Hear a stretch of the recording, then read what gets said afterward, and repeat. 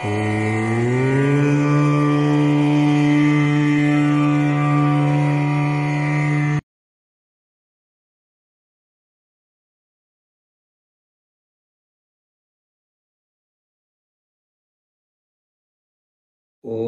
குருவே துணை. ஓம் திருச்செந்தூர் முருகனுக்கு அரோகரா. ஓம் ஸ்ரீ ஆண்டாள் திருவடிக்கு சரணம். நம சிவாய நம. சிவாய நம. அனைவருக்கும் வணக்கம். அதாவது வருகின்ற 24/12/2023 அன்று ஞாயிற்றுக்கிழமை காலை 9 மணிலிருந்து 5 மணி வரைக்கும் நமது கிரியா யோகம் ஈரோடு மாவட்டம் ஈரோடு பஸ் ஸ்டாண்டுக்கு பக்கத்தில் ரத்னா ரெசிடென்சி ஹோட்டலில் நம்முடைய கிரியா யோகம் நடக்குது. கட்டாயம் கலந்து கொள்ள விருப்பம் உள்ளவர்கள் கீழே உள்ள போன் நம்பருக்கு தொடர்பு கொண்டு முன்பதிவு பெற்று வரவும். அடுத்ததாக 7/12 இந்த 1/2024 அதாவது 7/1/2024 அதாவது ஜனவரி ஞாயிற்றுக்கிழமை காலை 9 மணிலிருந்து 5 மணி வரைக்கும் சென்னையில் அதாவது நுங்கம்பாக்கம் ரட்டன் கேட்டு 5வது ஸ்ட்ரீட் அங்கே ஆசா நிவாஸ் சோசியல் சர்வீஸ் சென்டரில் நம்முடைய கிரியா யோகம் நடக்குது. கலந்து கொள்ள விருப்பம் கீழே உள்ள போன் நம்பருக்கு முன்பதிவு பெற்று வரவும். சரி, இப்போ என்ன சொல்ல போகிறோம்னா, இந்த சர்க்கரை கொழுப்பு ப்ரெஷரு இதெல்லாம் நிறைய விதத்துக்கு இன்னைக்கு அளவு கடந்து இருக்குது. அதாவது 100க்கு 60-70% இந்த வியாதிகள் தான் நிறைய இருக்குது. அதை நம்ம எல்லாம் பார்த்துட்டு இருக்கிறோம். ஒரு வீட்டுக்கு 2 பேர் 3 பேர் சர்க்கரை இருக்குது, கொழுப்பு இருக்குது, ப்ரெஷர் இருக்குது அப்படின்னு சொல்கிறோம். அப்போ இதெல்லாம் இருக்குது. இதை எப்படி நீக்குவது அப்படின்னா, இன்னைக்கு அலாவதியில் தொடர்ந்து நாம் மாத்திரையை உட்கொள்ள வேண்டும் அப்படின்னு சொல்கிறாங்க. அதனால் நம்ம தொடர்ந்து மாத்திரை எடுக்கிற மாதிரி ஒரு சூழ்நிலைக்கு போயிடுறோம். அப்போ மாதம் பார்த்தா ஒரு 1000 to 1500 2000 ரூபாய் இந்த மாதிரி மாத்திரை வாங்கி சாப்பிட வேண்டிய சூழ்நிலை வருது. அதனால் உணவுகளே கட்டுமானமாக இருக்குன்னு சொல்கிறாங்க. அப்படி இருந்தாலும் கூட நாம் உணவு கட்டுமானமாக இருக்கிறது இல்லை. அதனாலேயே இந்த உடல் கெட்டு போகுது. சரி, இதுக்கெல்லாம் என்னங்கயா வழி? இது எப்படி குணமாக்குவது? எப்படி சரி செஞ்சு நம்ம பழைய விடைக்கு நம்ம உடலை மாற்றுவது? அப்படின்னு நிறைய கேள்விகள் நம்மளை கேட்கறதுனால தான் இப்போ நம்ம பேசுகிறோம். அதாவது சர்க்கரை எங்கே ஆரம்பிக்கின்றது அப்படிங்கிறத நம்ம முதல்ல கவனிப்போம். சர்க்கரை என்பது நம்முடைய வயிற்றில் ஆகாரத்திலிருந்து ஆரம்பிக்குது. எப்படி ஆரம்பிக்குது? சர்க்கரை அளவு அப்படிங்கிறது முதல்ல ஜீரணத்தன்மை. இந்த ஜீரணத்தன்மை முதல்ல கெட்டு போகும்போது தான் அந்த ஜீரணத்தன்மை கெட்ட உடனே கொழுப்பாக மாறுகின்றது. அந்த கொழுப்பு சர்க்கரையாக மாறுகின்றது. சர்க்கரைன்னு சொல்லும்போது இன்சுலின் சுரக்காமல் நின்று விடுகிறது. அப்போ இன்சுலின் சுரக்கலைன்னா சர்க்கரை அதிகமாகுது. அப்போ அதிகமாகும் போது தான் நம்ம உடல் கெட்டு போகின்றது. இதனால் கிட்னி பலம் குறைவு, கல்லீரல் குறைவு அப்படின்னு பல விதமாக சொல்லலாம். எல்லா விதமான பாதிப்புகளுக்கும் இந்த சர்க்கரை முதல் காரணமாக இருக்குது. சர்க்கரை என்பது உடல் உழைப்பில்லாமல் வந்துச்சு அப்படின்னு சொன்னாங்க. பரம்பரை வியாதின்னு சொன்னாங்க. இப்போ சாதாரணமாக 5 வயது குழந்தை கூட இருக்குது. இதை நம்ம எப்படி முடிவு பண்ணுறோன்னு தெரியாத சூழ்நிலை இருக்கிறோம். அப்போ 5 குழந்தையும் மாத்திரை எடுக்க வேண்டிய சூழ்நிலை வருது. அப்போ இதுக்கெல்லாம் காரணம் என்னன்னா, நம்ம சாப்பிட்ட உணவு சரியாக இல்லாதனால தான் இந்த மாதிரி எல்லாமே குறைபாடுகளால் வர்றதுதான்.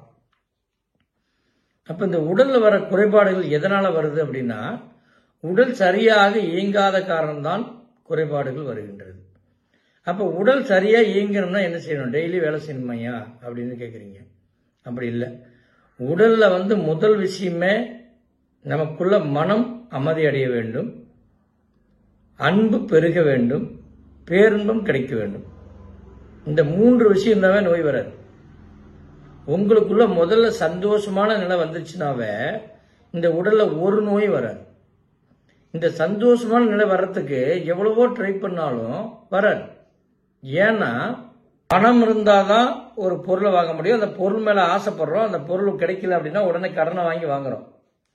அப்ப கடனை வாங்கி வாங்கும்போது மனவேதனைப்படுறோம், துக்கப்படுறோம், டென்ஷன் ஆகிறோம். அதை கரெக்டான டைம் செலுத்த முடியாமல் போயிடுறோம். இந்த மாதிரி பொருளையும் இழக்கிற சூழ்நிலை வந்துடுது. அப்போ ஒரு மனுஷனுக்கு என்ன தேவை? ஆசை அதிகமாக இருக்கின்றதுன்னு அர்த்தம். இந்த ஆசைகளை அவிட்டுட்டு நமக்கு எப்போ தேவையோ அதை அப்போ பூர்த்தியானா போதும் அப்படிங்கிற ஒரு முடிவுக்கு வரணும்.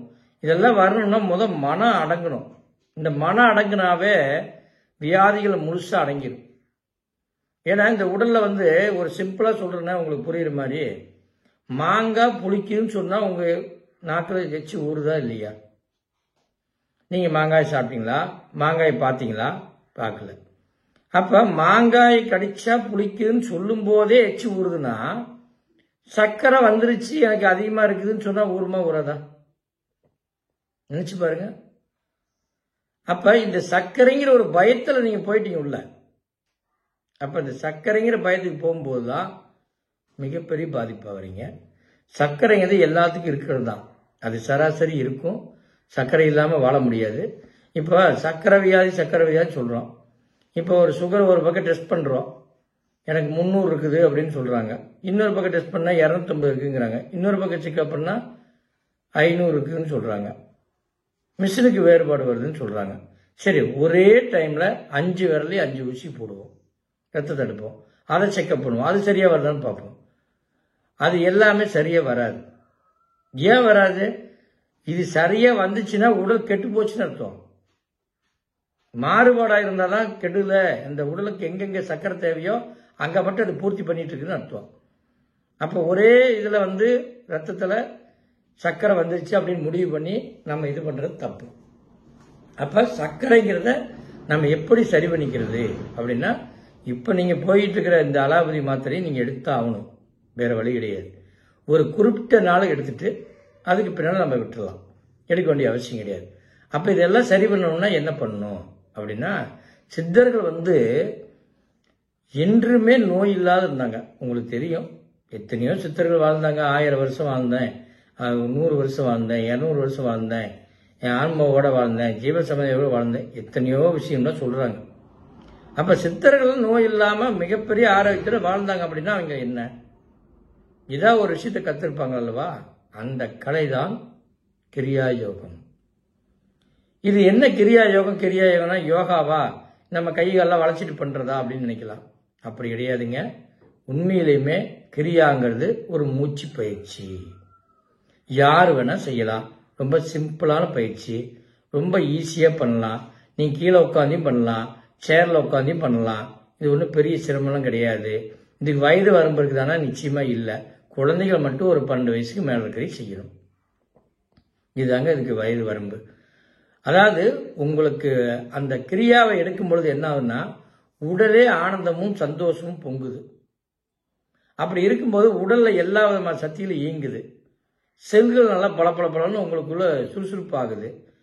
இறந்து போன செல்களும் உயிர் பிழைக்குது. அப்போ எல்லா விதமான விஷயங்களும் உயிர் பிழைச்சி உடலை, ரத்தத்தை சுத்தப்படுத்துது, நரம்பை சுத்தப்படுத்துது, நரம்பு பலமாவது, சத பலமாவது, எலும்பு பதமாவது. அப்போ ஒவ்வொன்றும் பலமாகும் போது ராஜ உறுப்புகளும் பலமாகுது. அப்போ ராஜ உறுப்புகளும் பலமாகும் போது நம்ம உடல் எவ்வளவோ லெவல் மாறுது. அப்போ இப்படியெல்லாம் மாறி வரும்போது உங்கள் உடலில் நோயே இல்லாமல் வாழ போகிறீங்க. முதல் விஷயமே, உடல் ஆரோக்கியமாக இருந்தால் தான் மனம் ஆரோக்கியமாக இருக்கும். மனம் ஆரோக்கியமாக இருந்ததுன்னா ஆன்மா ஆரோக்கியமாக இருக்கும். இந்த 3 இணைஞ்சா நீங்கள் நினைக்கிறதெல்லாம் நடக்கும். அப்போ உங்களுக்கு என்ன வேணுமோ இந்த உலகத்தில் அத்தனை நீங்கள் எடுத்துக்க முடியும். எல்லாமே கிடக்குது.